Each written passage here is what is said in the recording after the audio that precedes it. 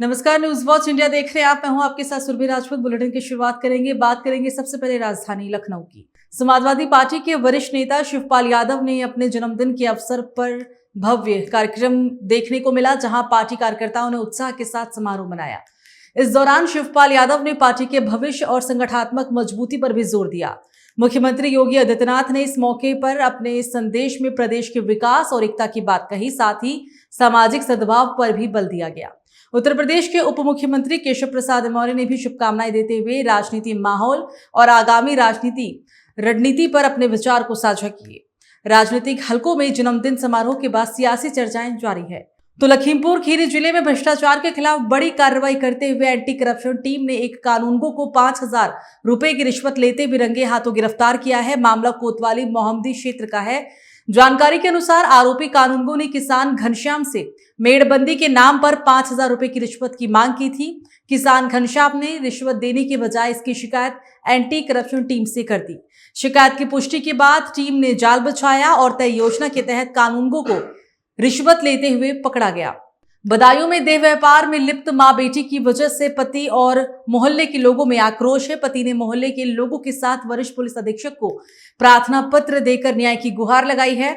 मां और बेटी दोनों मिलकर एक मोहल्ले में देह व्यापार का धंधा किया करती थी। मोहल्ले के लोगों ने कई बार आपत्ति उठाई तो मां बेटी ने झूठे मुकदमे में फंसाने की बात कही। मोहल्ले के लोगों ने परेशान होकर पति के साथ मिलकर वरिष्ठ पुलिस अधीक्षक को शिकायती पत्र दिया। काफी समय से दोनों मां बेटी दबंगई के बल पर देह व्यापार का धंधा चला रही थी। बेटी ने झूठ बोलकर राजस्थान के एक युवक से 4 साल पहले शादी की थी। पुलिस चौकी नजदीक होने के बावजूद भी पुलिस कोई भी कार्रवाई करने से बचती हुई नजर आ रही थी। तो वहीं बदायूं के उझानी ब्लॉक प्रमुख शिशुपाल सिंह शाक्य का एक वीडियो वायरल हो रहा है, जिसमें वे केदारनाथ, बद्रीनाथ और अयोध्या के राम मंदिर को लेकर विवादित टिप्पणी करते हुए नजर आ रहे हैं। शाक्य ने दावा किया है कि ये स्थल पहले बुद्ध विहार थे, जिसके बाद मंदिरों में बदल दिया गया। तो वहीं रामपुर में भगवान वाल्मीकि चौक भव्य बनाया गया, जिसका उद्घाटन खुद नगर पालिका अध्यक्ष बिलासपुर चित्र मित्तल के द्वारा किया गया। इस मौके पर बीजेपी के रामपुर जिला अध्यक्ष हरीश गंगवार और बीजेपी नेता संतोष सिंह खेरसा के अलावा व्यापार मंडल सहित कई वाल्मीकि समाज के लोग भी उपस्थित रहे। कि बिलासपुर के अंदर भगवान वाल्मीकि जी का एक जगह हो और चौक का नाम हो, तो एक दिन ये मेरे पास आए थे सभी इकट्ठे होके, यहाँ के जितना समाज है। उन्होंने मुझसे कहा, तो मैंने कहा हम कुछ एक ऐसा कार्य करेंगे जो आपको भी बहुत अच्छा लगेगा। हम लोगों ने यहाँ पर भगवान वाल्मीकि जी का चौक बनाया और उसी उपलक्ष्य में आज भगवान वाल्मीकि जी की प्रतिमा का आज अनावरण है।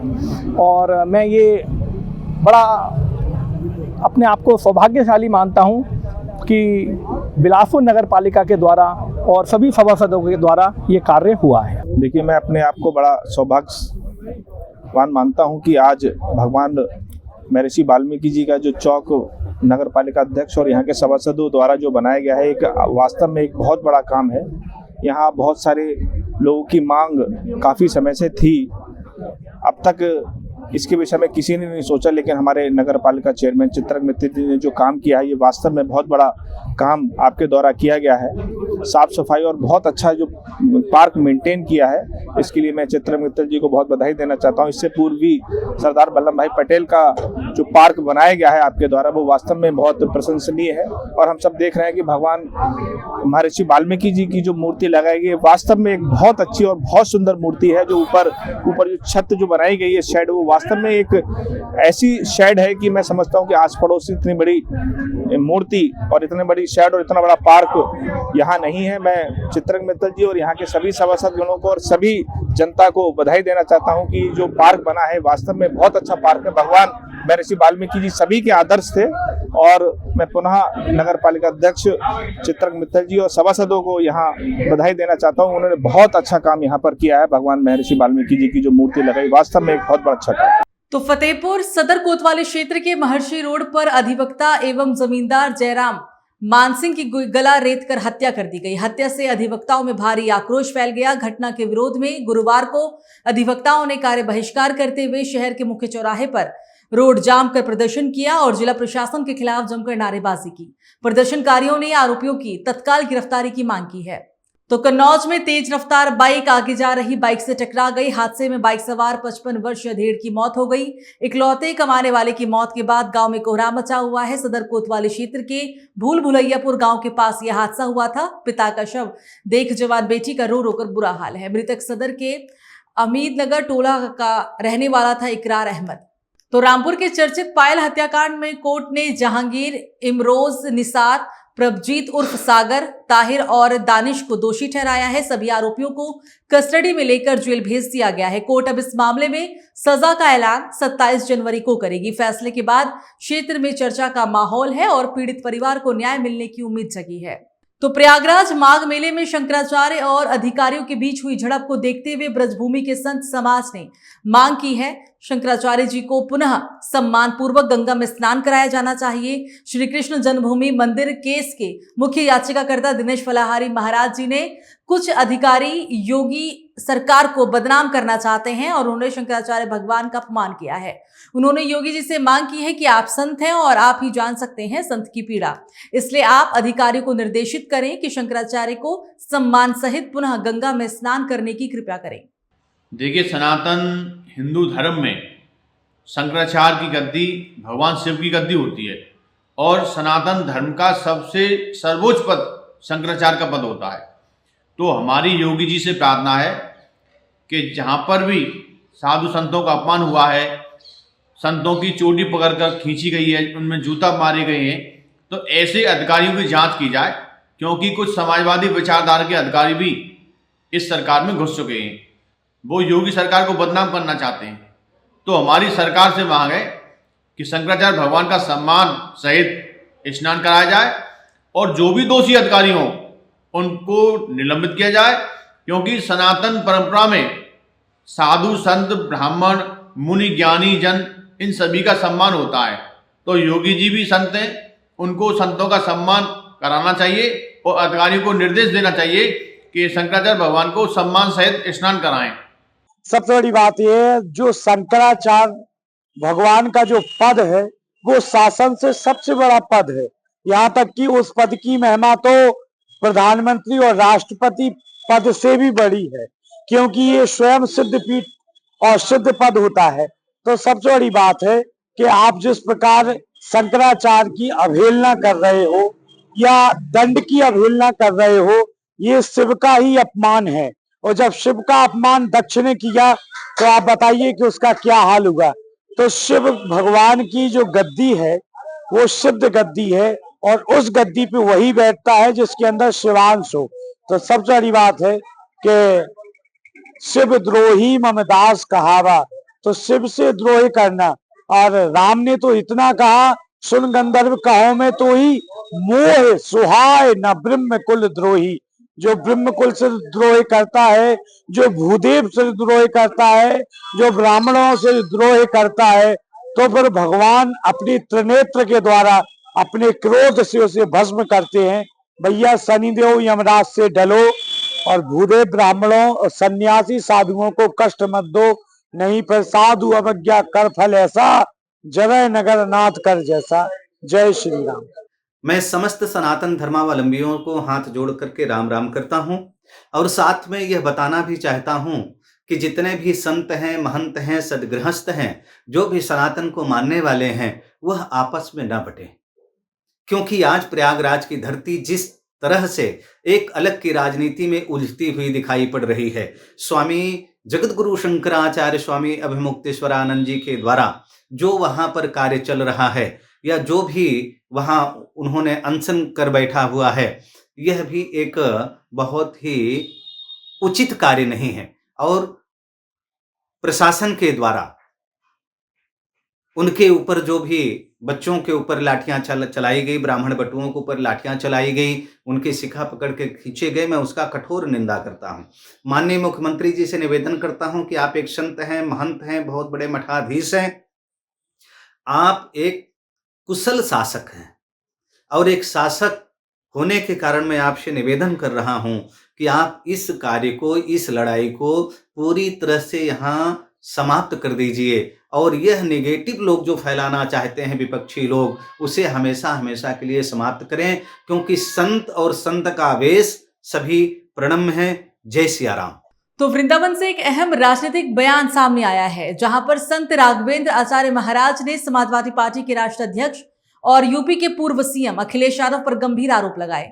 वृंदावन परिक्रमा मार्ग स्थित श्याम कुटी के सामने मोहिनी नगर में रहने वाले संत राघवेंद्र आचार्य का कहना है कि समाजवादी पार्टी के संस्थापक मुलायम सिंह यादव और उनके बेटे अखिलेश यादव के द्वारा वृंदावन में यदुवंश गोलोक हिंदी संस्कृत महाविद्यालय की स्थापना करने की बात कही गई थी, लेकिन सालों बीत जाने के बावजूद ये वादा अब तक पूरा नहीं किया गया। पे हमारा माननीय अखिलेश यादव और समाजवादी पार्टी के जो भी मंत्री नेता और विधायक हैं, आरोप यही है कि 2012 में सरकार बनने के लिए ये लोग वृंदावन में हमारे आश्रम पे 90 दिन हवन पूजन सरकार बनने के लिए करवाए थे। उसमें अखिलेश यादव और माननीय नेताजी से ये वचन हुआ था कि सरकार बनने के बाद 1 साल पहले ही हमने लिख के दे दिया था उसमें कि आपकी 210 से 230 के मध्य में सीटें आएंगी। समाजवादी पार्टी की 224 सीटें आई। उसके बाद में शपथ ग्रहण होने के बाद में नेताजी ने कहा कि मंत्रिमंडल स्थापित होने के बाद में हम वृंदावन में यदुवंश गोलोक हिंदी संस्कृत विश्वविद्यालय और महालक्ष्मी दशावतार मंदिर की स्थापना करवाएंगे। उसके बाद में उन्होंने अखिलेश यादव को कहा, शिवपाल यादव को कहा, अपने पार्टी के अध्यक्ष नरेश उत्तम थे, उनको भी उन्होंने कहा। और ऐसे करते करते खाली आश्वासन में चलता रहा। तो मथुरा में बसंत पंचमी पर्व की विधिवत शुरुआत हो चुकी है और इस अवसर पर मथुरा स्थित श्री द्वारकाधीश मंदिर में भक्तिमय माहौल देखने को मिला। सुबह से ही मंदिर परिसर में श्रद्धालुओं की भारी भीड़ उमड़ी रही और पूरे वातावरण में भक्ति और उल्लास का रंग छा गया। तो कन्नौज में किसान की दुकान पर दबंगों का हमला। अज्ञात हमलावरों ने किराना दुकान में की तोड़फोड़ और सामान फेंका। दुकानदार ने बचाव में किया हमला तो उस पर बरसाए गए पत्थर। खौफजदा दुकानदार ने खुद को अंदर बंद कर बचाई जान। दबंग हमलावर दुकान के बाहर करीब आधा घंटा मनमानी करते रहे, लेकिन फिर भी पुलिस मौके पर नहीं पहुंची। दबंगों के हमले का वीडियो सोशल मीडिया पर तेजी से वायरल हो रहा है। सदर कोतवाली क्षेत्र के गोलकुआं के पास स्थित मार्केट का ये पूरा वीडियो बताया जा रहा है। दुकान से करीब 100 मीटर की दूरी पर एसपी का आवास भी था। तो बिजनौर प्रधानमंत्री आवास योजना में भ्रष्टाचार की पोल खुली। डूडा के जेईप को 20,000 की रिश्वत लेते हुए रंगे हाथों पकड़ा गया। प्रधानमंत्री आवास योजना में लाभार्थी से लिए 20,000 रुपए। धामपुर नगर पालिका अध्यक्ष ने डूडा के जेई की जेब से रिश्वत लिए 20,000 रुपए निकाला गया। नगर पालिका अध्यक्ष की इस कार्रवाई से हड़कंप मचा हुआ है। एक लाभार्थी ने डूडा के जेई पर 20,000 रुपए रिश्वत लेने की बात कही थी। तो भारत नेपाल सीमा पर स्थित गौरी फंटा बॉर्डर के रास्ते दुधवा नेशनल पार्क से कीमती लकड़ियों की तस्करी का मामला सामने आया है। नेपाल सशस्त्र पुलिस बल यानी कि एपीएफ ने सीमा से सटे कंचनपुर जिले के पुनर्वास नगर पालिका अंतर्गत विकास बस्ती क्षेत्र में घेराबंदी कर भारी मात्रा में साल की लकड़ी बरामद की है। कार्रवाई के दौरान तस्कर लकड़ी से लदा हुआ एक डंपर और 2 भैंसों को भी छोड़कर मौके से फरार हो गए। तो फतेहपुर जिले के हुसैनगंज थाना क्षेत्र के 7 मील तिराहे में विशाल भंडारे का आयोजन किया गया। इस आयोजन में आए हुए भक्तों ने प्रसाद ग्रहण किया। भंडारे का मुख्य उपदेश अयोध्या में श्री राम मंदिर की प्राण प्रतिष्ठा के उपलक्ष्य में आचार्य वेदांग द्विवेदी के द्वारा हनुमान मंदिर में पूजन अर्चन हवन और सुंदरकांड पाठ के बाद भंडारे का शुभारंभ किया गया था। तो यूपी के फतेहपुर जिले के हुसैनगंज कस्बे में प्रतिभा निखार प्रतियोगिता का आयोजन किया गया। इस आयोजन में प्रतिभाग लेने वाले 2 स्कूलों के छात्रों ने हिस्सा लिया।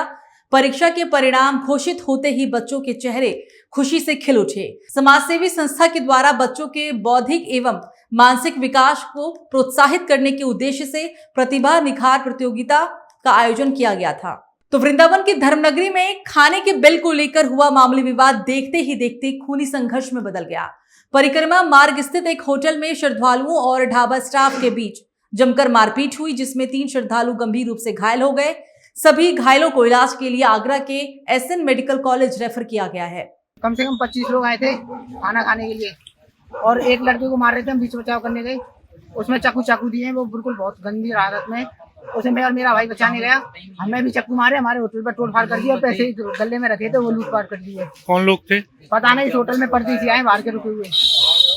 तो किन किन लोगों के चोटें आई हैं? मेरे आई है, मेरे भाई की आई है और एक और है जो उसको मारपीट कर रहे थे, उसके तो बहुत चक्कू मारे, वो तो बहुत ही हालत खराब। अभी मैं तो अपने रूम में बैठा हुआ था, कुछ लोग आए, उन लोगों ने दरवाजा तोड़ा और मारपीट की। कहाँ चोट आई है आपके?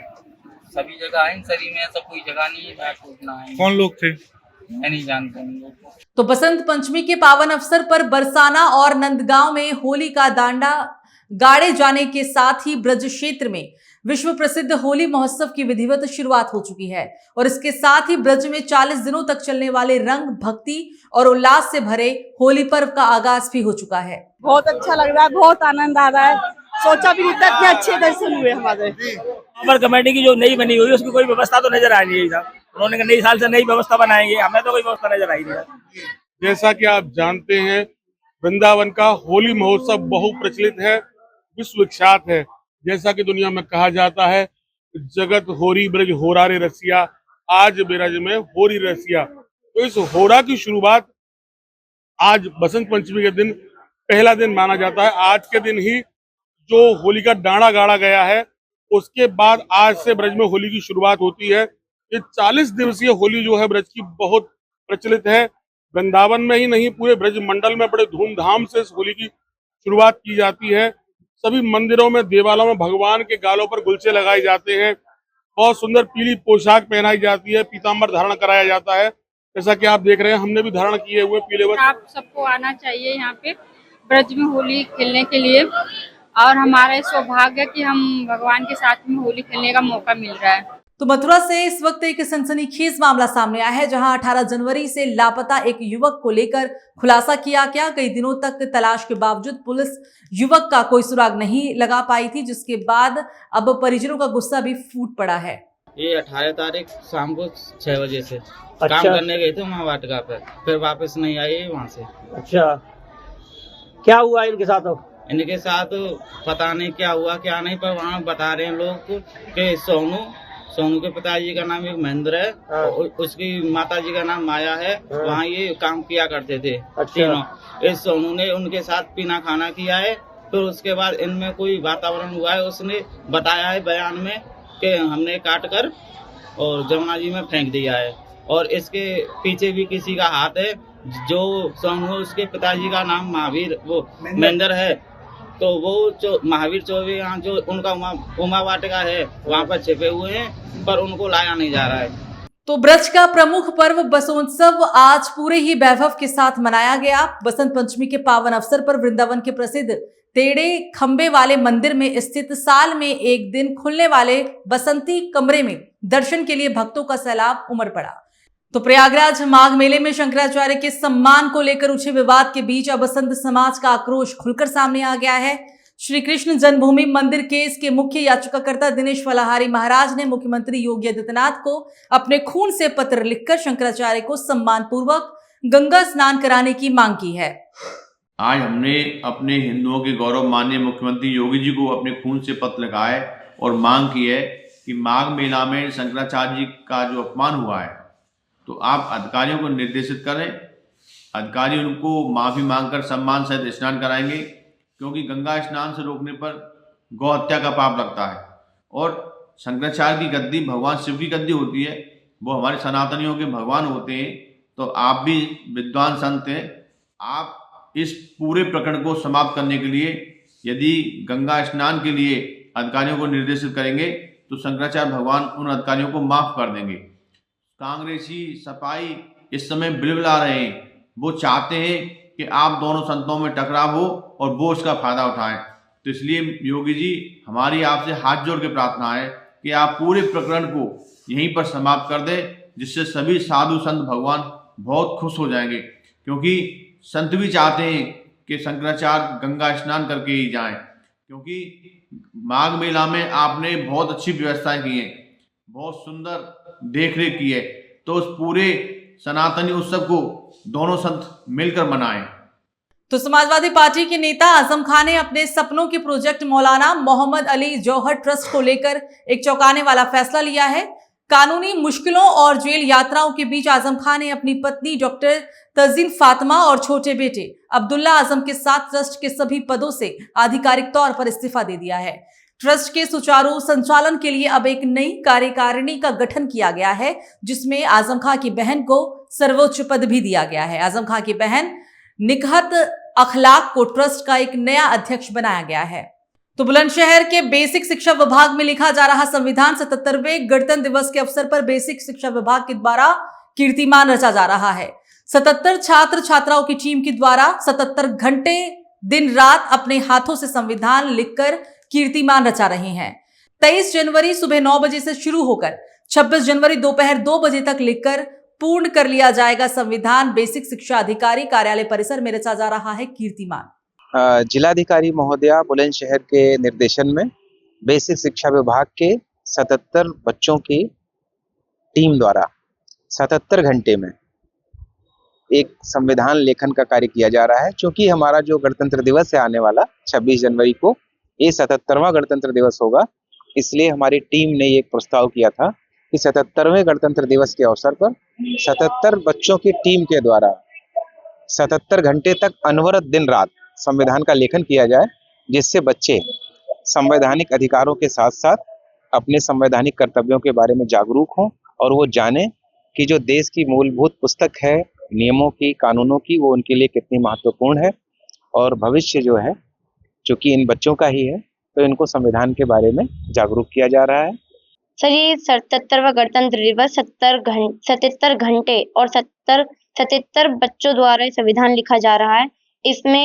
इससे उद्देश्य भी है, जैसे हमारे इसका उद्देश्य खास ये है कि हमारे जितने भी देश के नागरिक हैं उनको हमारे संविधान के कर्तव्य, अधिकार और जितने भी इनके मूल अधिकार हैं, सारे कर्तव्य हैं, उनको ये पता चले कि हमारे संविधान में हमारे कितने कर्तव्य हैं, कितने मूल अधिकार हैं, ये नागरिकों को पता चल सके। तो रामपुर मिलक रेलवे क्रॉसिंग पर निर्माणाधीन ओवरब्रिज के 25 करोड़ के टेंडर लेने के लिए एएम बिल्डर्स फर्म फर्जी दस्तावेज का प्रयोग करने के आरोपों में घिर गए हैं। बरेली जिले के मीरगंज क्षेत्र के विधायक के शिकायती पत्र का संज्ञान लेते हुए मंडलायुक्त ने प्रकरण की जांच कराई थी। जांच में गड़बड़ी की शिकायत मिलने पर गृह विभाग के सचिव ने एसपी को जांच कर कार्रवाई करने के निर्देश दिए। एसपी ने एसएसपी को मामले की जांच की रिपोर्ट सौंपी है। दिनांक 6 जनवरी 2026 को मैंने माननीय गृह सचिव जी से शिकायत की थी। मिलक में एक रेलवे का पुल बनना है जिसका 25 करोड़ 30 लाख का एक फर्जी कूटरचित दस्तावेज से एएम बिल्डर्स हैं बरेली के मिस्टर जावेद खान, इन्होंने कूटरचित दस्तावेजों से ये फर्जी सरकारी धन का दसियों करोड़ का लूट करते हुए अधिकारियों की मिलीभगत से ये टेंडर लिया, जिसमें माननीय कई बार शिकायत भी हुई और चूंकि इसके पीछे कोई लगा नहीं, इसलिए शिकायत में कोई कार्रवाई नहीं हो पाई। डीसी वर्मा जी ने, विधायक मीरगंज जी, उन्होंने भी शिकायत की थी माननीय मंडलायुक्त महोदय से, जिसमें इन्होंने उत्तर प्रदेश राज्य सेतु निगम के अधिकारी अरुण गुप्ता जी ने अपनी रिपोर्ट में साफ दिखाया है कि इन पे जो अनुभव है इनका 5 करोड़ 74 लाख 9 हजार रुपए का है, जबकि इस टेंडर के लिए कम से कम धनराशि इनका अनुभव प्रमाण पत्र जो है 8.5 करोड़ का होना चाहिए था। उसके बावजूद भी इनका टेंडर निरस्त नहीं किया गया।